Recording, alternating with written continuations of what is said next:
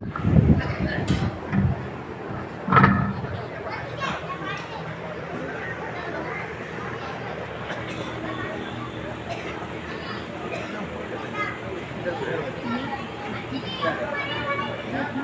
सिंह जी इस आश्रम के विशेष संचालक कह सकता हूँ मैं। जय गुरुदेव, जय गुरुदेव, जय गुरुदेव। गुरु महाराज के पावन पुनीत चरणों में कोट कोट प्रणाम। उपस्थित पैरधारी हमारे बड़े भाई अग्रज, आपको सादर जय गुरुदेव। उपस्थित सत्संगी प्रेमी भाई बहन सभी को सादर जय गुरुदेव। गुरु महाराज की अध्यक्षता में जय गुरुदेव संगत का ये द्वितीय ताड़धारियों का कार्यक्रम है। इससे पूर्व 2 महीने पहले 27 मई से 31 मई तक राष्ट्रीय कार्यक्रम ताड़धारियों एवं सत्संगी प्रेमियों का राष्ट्रीय स्नेह मिलन सत्संग कार्यक्रम हुआ 5 दिन का। उस कार्यक्रम में प्रेमियों ने ताड़धारियों से, अन्य जो जिलों के मुख्य प्रेमी हैं उनसे एक मांग की कि आप हमारा मार्गदर्शन करें, आप मिलकर के एक रास्ता निकालें, क्योंकि गुरु महाराज का काम इतना बड़ा है कि एक व्यक्ति कुछ नहीं कर सकता। जब तक हमारा परिवार एक नहीं होगा हमें सफलता नहीं मिलेगी। जिन लोगों ने अपना आसरा बना लिया वो निश्चिंत हैं, लेकिन हमारा आसरा स्वामी जी महाराज हैं। हम मानते हैं कि स्वामी जी महाराज ने जो जो वादे किए हैं वो उनको पूरे करेंगे। बहुत सारे वादे अधूरे हैं, तो वो जहां भी गए हैं, किस तैयारी के लिए गए हैं ये उनको पता है, लेकिन अभी हमारे बीच वो आएंगे और अपना काम करेंगे।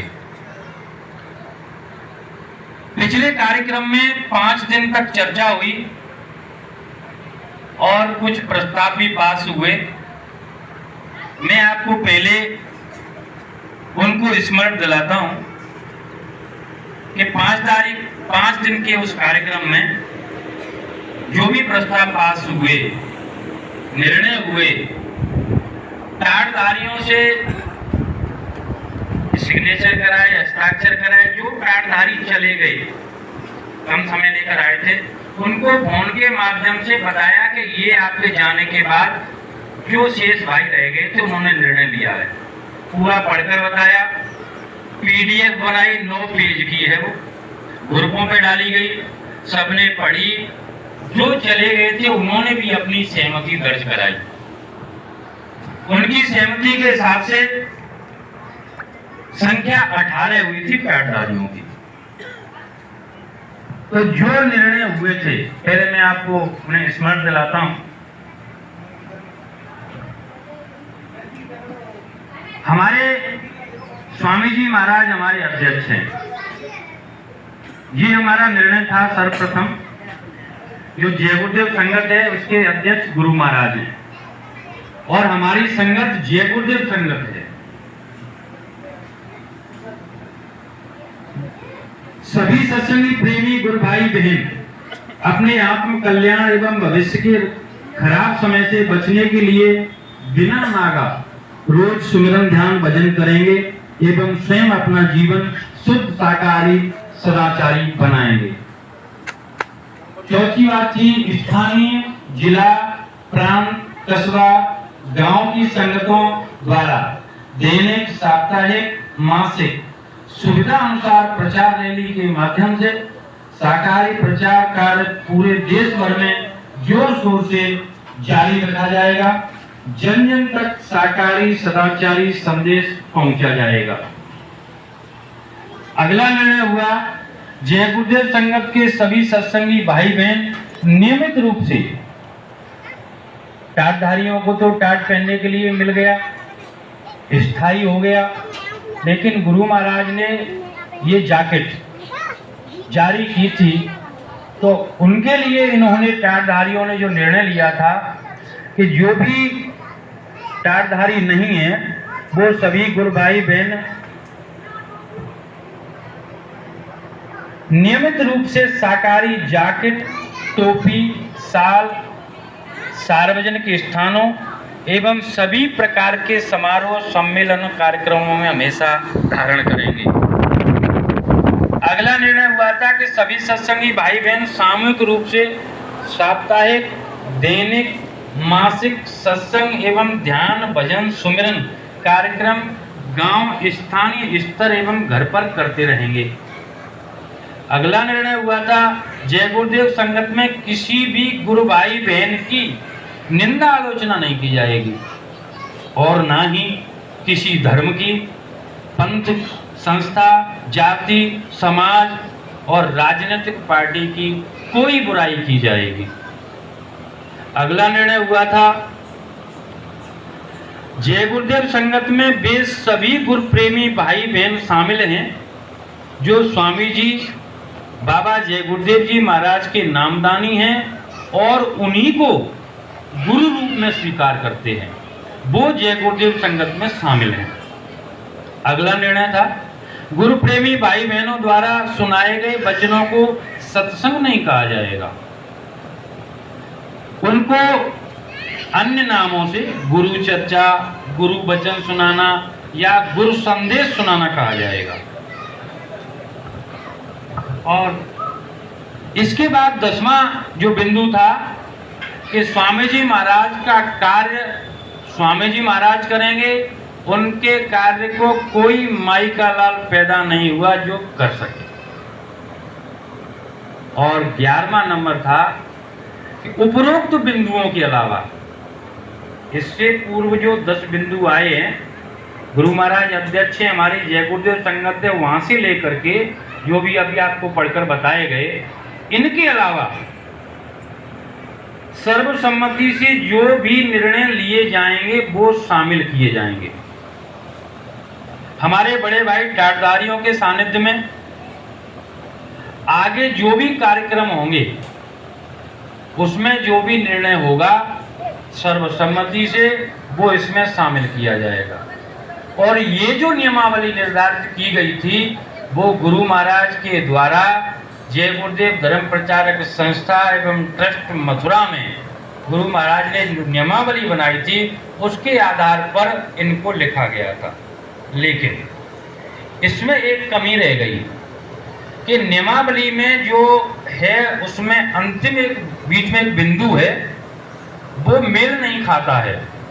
इसलिए किसी गुरु भाई के पास पुरानी 2000 से पहले की धर्म प्रचारक संस्था ट्रस्ट की नियमावली हो, उसमें ये बिंदु हैं तो वो मान्य है, क्योंकि पीछे वाली में ये लिख दिया है स्वामी जी महाराज के द्वारा, ये उसमें लिखा गया है। स्वामी जी महाराज नहीं लिखा, लेकिन उन्होंने बनाया है कि स्वामी जी महाराज के द्वारा ये लिखा गया है कि स्वामी जी महाराज जो संस्था का सदस्य भी नहीं होगा उसे भी इसमें इसका अध्यक्ष या मालिक बना सकते हैं। ये लाइन बड़ी पेचीदगी की है, इसमें उन लोगों ने रास्ता निकाल लिया, उसी के तहत आज वहां पर आश्रम पर जो स्थिति है। बहरहाल इनके अलावा जो प्रेमी भाई बहन रह गए थे उन सबको ये सुनाए गए थे। आज आपको पुनः ये सुनाए गए हैं।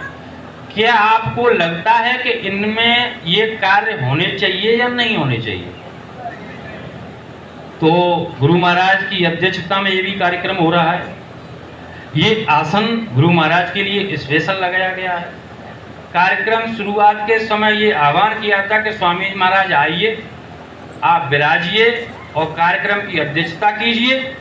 उसके लिए बतौर नियमानुसार प्रेमी यहाँ से गए थे मथुरा, स्वामी जी महाराज के मंदिर में, वहाँ विनती प्रार्थना करके आए कि हम तो जानते नहीं हैं, लेकिन आपसे प्रार्थना करते हैं कि 4 दिन का कार्यक्रम है, आप वहाँ चलें। दादा गुरु जी से भी प्रार्थना की थी कि आप भी चलें और कार्यक्रम में टाटधारियों के द्वारा जो भी निर्णय लिया जाए वो सत्यता के आधार पर हो, उसमें सबका हित हो और गुरु महाराज जो चाहते हैं वो हो। तो गुरु महाराज यहाँ पर विराजमान हैं। गुरु महाराज की अध्यक्षता में ये कार्यक्रम हो रहा है और ये निर्णय आपने सुने हैं। अगर आप इनको मान्यता प्रदान करते हैं तो हाथ उठाकर बोलिए जय गुरुदेव, जय गुरुदेव। ये पिछले कार्यक्रम की रूपरेखा रही। उसके बाद दादा गुरु जी महाराज को जैसे हम जानते नहीं हैं, लेकिन अज्ञान बुद्धि से, तुच्छ बुद्धि से प्रार्थना करने गए कि आप चलिए। यहाँ कुटिया में कहा कि आप यहाँ रहिए। फिर कहा, सोचा कि दादा गुरु की सेवा, तब अपने गुरु की सेवा हमसे नहीं हो पा रही है, तो वो उनके गुरु में कहीं त्रुटि न हो जाए। तो स्वामी जी महाराज से प्रार्थना की कि महाराज हमसे गलती हुई उसको क्षमा करें, हम दादा गुरु को विदा करने जा रहे हैं मथुरा आश्रम पर। क्या वहाँ सब लोगों को आना है? सबके लिए। तो हम यहाँ स्वार्थ बस उनको रोक नहीं सकते। तो पुणे हम गए, वहाँ जा कर के मंदिर के नीचे समाधि स्थल में बैठे थे। तो हमारे टाटधारी धौलपुर के श्रीचरण लाल भंडारी जी ने, उन्होंने कहा, जब चर्चा होती गई, हम रास्ते में चर्चा करते गए प्रेमियों से कि ये PDF बनी है, ये निर्णय हुए हैं, तो लोग कह रहे थे बहुत अच्छा कार्यक्रम हुआ है। तो इन्होंने कहा कि दोबारा टाटधारियों का कार्यक्रम करते हैं एक। तो इन्होंने तो उसी महीने के लिए फाइनल कर दिया, लेकिन चर्चा हुई, अन्य प्रेमियों से बात हुई, तो उन्होंने कहा जल्दी हो जाएगा। तो इन्होंने वहाँ पर जो भी सजेशन दिया कहा, और ये निर्णय भी हुआ था कि टाटधारियों के सानिध्य में इनकी सहमति से कार्यक्रम आगे होंगे। तो इनकी सहमति वहाँ हो गई और ये टाटधारियों का कार्यक्रम पुणे आयोजित किया गया। अब ये कार्यक्रम पिछले 3 दिन से चल रहा है। टाटधारियों से हमारे टाटधारी भाई हैं दर्शनलाल जी, उन्होंने बारी बारी से आकर उनके भाव और वो जाने कि धौलपुर संगत और पड़ोसी संगत हैं, उनमें नाम है भरतपुर है, सवाई माधोपुर है, आगरा है, भिंड है, ग्वालियर है और मुरैना है। ये संगत है। आपसे ये उम्मीद करती हैं, ये चाहती हैं कि आप मिलकर के और कोई संगत का मार्गदर्शन करें। हमें इस समय क्या करना है, तो ये चर्चा चलती रही। मैंने स्वामी जी महाराज का एक सत्संग भी सुना था, थोड़ा सा है उसमें। गुरु महाराज कह रहे हैं कि जब खराब समय आएगा तो आपको मेरी एक बात याद आ जाएगी, फिर आप कहोगे कि बाबा जी को बुलाओ। या ये जो टाटधारी है जगह जगह घूमेंगे तो लोग कहेंगे कि चलो इन्हीं को बुलाओ, और इनसे पूछेंगे कि अब हमको क्या करना है। उस समय ये टाटधारी आपको बताएंगे कि इस समय आपको क्या करना है। हम लोगों ने ये जब सुना तो बड़ी हुई उमंग हृदय में कि गुरु महाराज ने ये भी भेज दिया। कोई लोग पूछते हमसे कि आप किस आधार पर टाटधारियों से ये अपेक्षा कर रहे हैं, क्यों मार्गदर्शन करेंगे?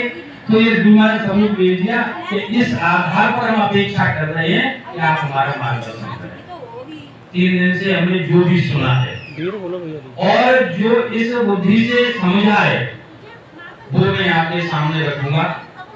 हो सकता है उसमें कमी रह गई हो तो आप उसे सुधारेंगे, मान्यता नहीं देंगे, और अगर सही है आप जो कहना चाह रहे हैं और हम जो समझ रहे हैं, अगर वही बात है तो आप उसे मान्यता प्रदान करेंगे।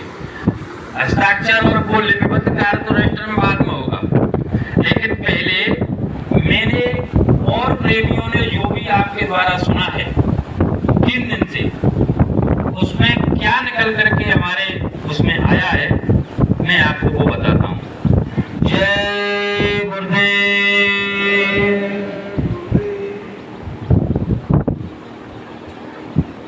गुरु महाराज की असीम दया कृपा कृपा से,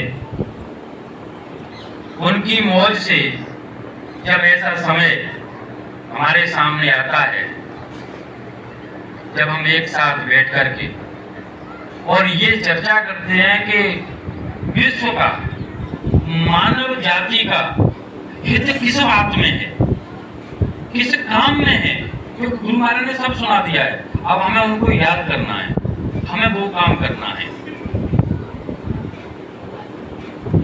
3 दिन की चर्चा में एक बात मूल निकल करके आई कि सुमिरन ध्यान भजन सभी करते हैं, लेकिन उसकी विधि पर भी चर्चा होनी चाहिए। कोई प्रेमी नामदान तो नहीं भूल गया, उसकी विधि तो नहीं भूल गया, क्योंकि युक्ति के बगैर मुक्ति नहीं हो सकती। और युक्ति गुरु महाराज ने बताई है, कहीं युक्ति में चूक तो नहीं हो रही है। तो सुमिरन ध्यान भजन की विधि पर चर्चा होगी। टाटधारी प्रेमी जो भाई आधा अधूरा भूल गए हैं, आधा अधूरा याद है, उन्हें ये याद दिलाएंगे, इनका काम है। तो ये निकल करके आया कि ये होना चाहिए। तो ये सही बात है, अगर ये होना चाहिए कि नहीं होना चाहिए? होना चाहिए। सुमिरन ध्यान भजन की विधि पर चर्चा होनी चाहिए कि नहीं होनी चाहिए? बोलिए जय गुरुदेव। ये सर्वसम्मति से हम सभी प्रेमी भाई बहनों ने गुरु महाराज के सामने स्वीकार किया है कि इस पर चर्चा जरूर होनी चाहिए। तो ये प्रस्ताव पास हुआ। अगला, स्वामी जी महाराज ने एक नारा दिया, प्रेमी जिसे कभी कभी खाना खाते हुए बोलते हैं, बाबा जी का कहना है शाकाहारी रहना है। अब बच्चे भी बोलते हैं गाँव में, हम कभी जाते हैं, हम जब लगता है हम नारे बोल रहे हैं आप शाकाहारी बोलते, तो गाँव में बच्चे पहले से बोल उठते हैं कि बाबा जी का कहना है शाकाहारी रहना है। यहाँ एक चीज हमने देखी कि एक बात निकल करके आई है, उसको हमने रूप दिया है कि स्वामी जी महाराज आएंगे और चौथा यज्ञ रचाएंगे। आज के बाद जहां भी टाटधारियों का कार्यक्रम होगा, गुरु प्रेमियों का स्नेह मिलन कार्यक्रम होगा, आपस में हम लोग चर्चा करेंगे तो इस नारे का भी उपयोग करेंगे, अर्थात इसको भी बोलेंगे। जैसा मेरी समझ में आया, क्या ये सही है? सही है कि स्वामी जी महाराज आएंगे और चौथा यज्ञ? अगर ये सही है तो बोलिए जय गुरुदेव। दूसरी बात, दूसरा प्रस्ताव गुरु महाराज के सामने हम सभी प्रेमियों ने सहमति के साथ, एकमतता के साथ पास किया। अगला, स्वामी जी महाराज सशरीर मौजूद हैं, हमारे गुरु महाराज सशरीर मौजूद हैं। इसका प्रचार अब जिले में, प्रांत में, देश में हम सबको करना चाहिए, प्रेमियों के बीच में। और अगर आप सहमत हो, वो बात मैंने इसमें जोड़ी नहीं है अभी, अगर आप सहमत हो तो पूरे देश में इसका ढिढोरा अपन लोग पीटे कि हमारे, जब ये कह रहे हैं हम लोग कि स्वामी जी महाराज आएंगे चौथा यज्ञ रचाएंगे, तो इस चीज को भी इसमें स्वीकार करना अगर हमें जरूरी है तो आप बताएं कि स्वामी जी महाराज सशरीर मौजूद हैं। इसका प्रचार प्रसार जोर शोर से हम अपनी संगतों में और देश में करें। होना चाहिए कि नहीं? जय गुरुदेव। तीसरा प्रस्ताव, ये कॉमन बातें रही। अब प्रेमियों ने, टाटधारियों ने एक एक खड़े होकर के जब पूछा गया तो अपने विचार, हमको इस समय क्या करना है, उसके तहत रखे। तो कई प्रेमियों के विचार तो पहले वाले में सम्मिलित हो गए, क्योंकि सर्वसम्मति से हमने देखा यहाँ कि जो कुछ भी कहा है उन्होंने सबने एक बात जरूर कही है कि शाकाहारी का प्रचार होना चाहिए। ये सबने स्वीकार किया है और सबके द्वारा यहाँ पर उद्बोधन के द्वारा रखा गया है। लेकिन दूरदर्शी जोतक खेतर काश्तकार संगठन, अर्थात इस समय हमारे एक प्रेमी हैं, बड़े गुरु भाई हैं, मैं उस ग्रुप में जुड़ा हुआ हूं। उन्होंने भूमि जोतक पार्टी नाम से ग्रुप बनाया है, अर्थात भूमि जोतक पार्टी को वो खड़ा करना चाहते हैं। उन्होंने यहाँ पर अपनी पूरी बात रखी है अपने तरीके से सबके सामने कि भूमि जोतक पार्टी का यदि कार्य, उन्होंने कहा है कि एजेंडा मैंने जो तैयार किया है उस पर मैं कार्य कर रहा हूं, देश में लोगों से संपर्क कर रहा हूं, उनसे मिल रहा हूं, तो अच्छा रिजल्ट मिल रहा है, उनका रेस्पॉन्स मिल रहा है, वो इस कार्य में लगे हुए। उन्होंने अपनी यहाँ पर बात रखी है। तो हम सभी भाई बहनों से मैं ये पूछना चाहता हूं कि क्या इस समय इस पार्टी में हम सब लोगों को कार्य करना चाहिए?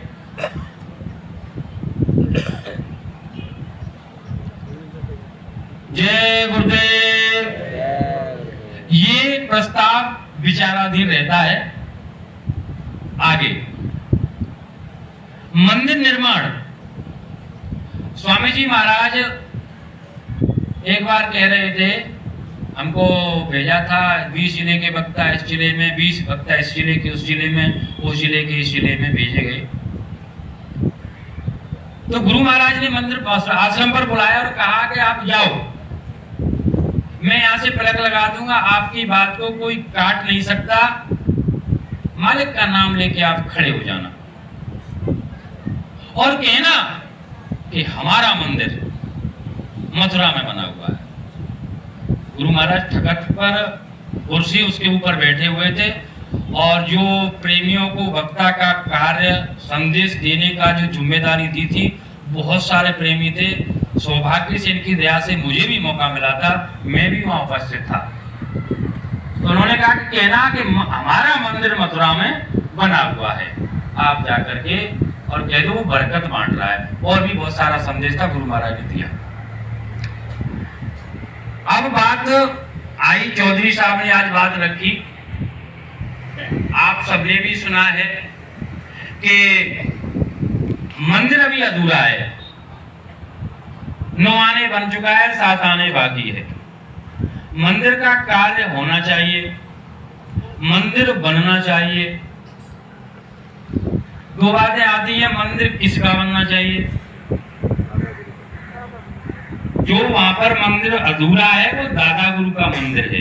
तो अपन पहले तो ये स्पष्ट हो जाएं कि मंदिर की कभी बनने वाली बात इस समय हो रही, क्योंकि गुरु महाराज को हम अभी मान रहे हैं वो हैं और मौजूदगी में उनका मंदिर हम नहीं बना सकते। तो अब उस मंदिर की तो चर्चा ही नहीं है, मंदिर की चर्चा है दादा गुरु वाले। वो अधूरा है, 9 आने बन चुका है, 7 आने बाकी है।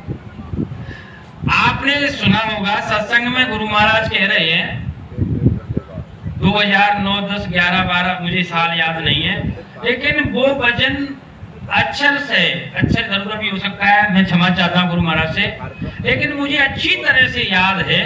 मंच पर बैठे हैं गुरु महाराज, सत्संग चल रहा है, पूरे सत्संग के बाद गुरु महाराज कहते हैं कि देखो बच्चों, ये मंदिर अभी अधूरा है, ऐसे हाथ उठा करके, और इधर जगह भी बताते हैं, इधर वो बनेगा, 9 आने बन चुका है, 7 आने बाकी है। उसका सामान तैयार है, उसको बनने में समय नहीं लगेगा। मैंने ये सुना है, आपने सुना है कि नहीं सुना है? उसका सामान तैयार है, उसको बनने में समय नहीं लगेगा।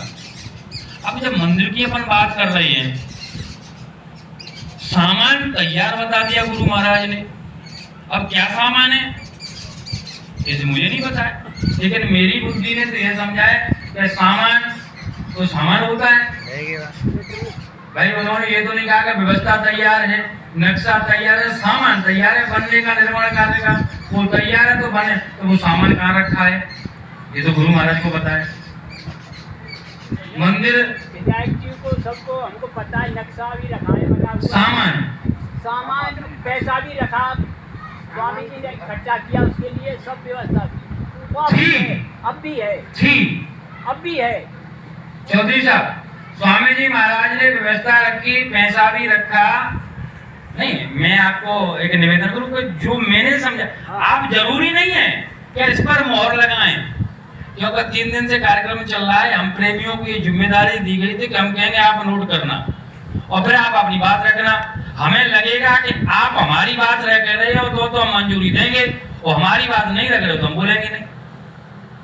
तो मैं आपकी बात जो हमने सुनी हम समझ रहे हैं, अगर उसमें त्रुटि है तो आप उसका स्पष्ट, अभी तो हमारे पास 1 दिन और बाकी है, कल का दिन बाकी है और अभी रात बाकी है। अभी तो उस पर पुनः मंथन किया जा सकता है, जो बिंदु रह जाएंगे उन पर सहमति क्यों नहीं बन पाई। हो सकता है कि मैंने समझने में गलती की हो, मेरी समझ में नहीं आया हो, तो उसका निराकरण आप कर लेंगे। गुरु महाराज ने कहा कि सामान तैयार है, मंदिर अभी, मेरे दिमाग में एक बात गई थी कि जो मंदिर का निर्माण कार्य चल, वो समाधि जो बना रहे हैं वो लोग, उसका निर्माण कार्य चल रहा है। चौधरी साहब ने दया लेकर के उस पर स्टे लगवा दिया। चौधरी साहब ने नहीं, वो तो पूरी संगत से ही हुआ है। मैंने कहा दया लेकर के स्टे लगवा दिया, जो भी इनके साथ हैं, मैंने इन्हीं से सुना था स्टे लग गया है। स्टे का आधार मुझे पता लगा कि उस जमीन पर स्थायी निर्माण नहीं कर सकते। उसका आधार, स्टे का आधार, भाई आधार भी तो होना चाहिए। एक तो ये आधार है कि मेरा खेत है, आप यहाँ कुछ नहीं बना सकते, तो मैं रोक सकता हूं। वहां मंदिर, वो समाधि का जो आधार है रोकने का, वो ये है कि इस जमीन पर आप स्थायी निर्माण नहीं, अर्थात उस पर सरकार का कुछ लफड़ा है, ग्राम समाज की लीज पर लैंड है वो। हाँ, अब कुछ भी हो, एमएलए साहब को ज्यादा जानकारी है, लेकिन मुझे जो जानकारी मिली क्या लफड़ा, जब वहां पर समाधि नहीं बन सकती तो मंदिर कैसे बनेगा। भाई अपन प्रयास करते हैं कि चलो मंदिर बनाते हैं, लेकिन आज समाधि पर हमने स्टे लगा दी है, वो मंदिर पर स्टे लगा देंगे। एक बात। दूसरी बात, इस समय हमारे पास वहां पावर भी नहीं है। भाई अपन आश्रम पर तो नहीं बैठे हैं, और अगर जाकर उनसे कहें कि आप यहाँ से हटिए, हम यहाँ बैठेंगे, मंदिर बनाएंगे, तो वो ऐसा स्वीकार भी नहीं करेंगे। क्योंकि अभी हमारे एक भाई हैं जो धरती के सरताज नाम से प्रेमी उनको प्रचार प्रसार कर रहे हैं, उनका एक वक्तव्य आया है कि अब आपको उधर से मन हटाना होगा। और मंदिर वाली बात है तो मंदिर तो घर घर बनाओ, चौक ले लो खड़िया और दीवार पर ऐसे ऐसे बना लो और फोटो लगा लो, मंदिर बन गया। तो अब बताइए, वो भी साथ नहीं है, उनका भी सहयोग नहीं है, अपन इतने लोग कैसे करें। इसीलिए उस कार्यक्रम में और इस कार्यक्रम में हमारी प्रार्थना, हमने प्रार्थना की थी। देखो जी, बच्चे जहाँ बच्चे बैठे हैं, बच्चा, हमने ये कहा था कि आप सभी एक मत वो रोड मैप बनाइए कि जिस पर क्रमबद्धता से कार्य हो। आज ये कार्य, आज वो कार्य। शाम को एक प्रश्न रखा गया था कि राम जी ने जब सुग्रीव से कहा कि मित्रता हो गई, तो उन्होंने कहा कि मुझे वो परेशान करता है, क्योंकि सुग्रीव ने राम जी से कहा था कि आप इसको जीत नहीं सकते बाली को। शंका होगी उसके मन में, आधा बल चला जाता है। तो उन्होंने कहा कि ये 7 पेड़ खड़े हुए हैं, अगर एक बाण से इनको काट दिया जाए, भेद दिया जाए, तो मुझे भरोसा हो सकता है। भरोसे के लिए उन्होंने कहा। बताते कि पेड़ ऐसे थे, एक यहाँ एक वहां, ऐसे ऐसे बने हुए थे। अब वो सीधे कैसे हो गए? जब बाण चलाया तो एक सीध में कैसे हो गए? कोई क्रिया हुई होगी। एक प्रेमी हमारे कहते हैं कि इस कार्य को करिए, दूसरा प्रेमी कहता है इस कार्य को करिए, डारदारी कह रहे हैं। तो एक उत्तर है, एक पूरब है तो एक पश्चिम है, एक उत्तर है तो एक दक्षिण है। कहने का मतलब एक कार्य एक उधर है, एक उधर। वो पेड़ की तरह से ही है। अब एक सीध में कैसे आए? वही तो हम आपसे प्रार्थना कर रहे थे, आप लोग मिलकर के अगर वरीयता, क्योंकि गुरु महाराज ने सत्संग के माध्यम से हमको बताया है कि क्रमबद्धता से सारे कार्य हुए। सृष्टि का निर्माण क्रमबद्धता से हुआ। सत्संग में सुना, इसका प्रलय जब होता है उसका भी क्रम है, क्रमबद्धता से होता है। हमारा जन्म और हमारे शरीर का विकास भी क्रमबद्धता पर आधारित है। तो गुरु महाराज के सारे कार्य क्रमबद्धता पर आधारित हैं, ऐसा मेरा भाव है, मेरा मानना है। तो हम जो लोग कार्यों को लेकर बैठे हैं इनमें भी क्रमबद्धता होगी, लेकिन हमारी समझ में नहीं आ रही है। वो पेड़ कैसे सीधे हुए? उस पेड़, राम जी को पता लगा कि ये जब तक सीध में नहीं आएंगे, तो उन्होंने ऐसी जगह से दबाया, क्योंकि वो पेड़ सांप के ऊपर थे, सर्प के ऊपर उगे हुए थे। सर्प टेढ़ा मेढ़ा होता ही, तो उन्होंने ऐसी जगह से उसको दबाया कि वो खट से सीधा हो गया और एक ही बाण में मार दिया। तो हमारे जितने भी कार्य हैं, मेन काम को हम जिस समय पकड़ लेंगे और प्रार्थना करके आगे रख देंगे, हमारे सारे कार्य सीधे हो जाएंगे।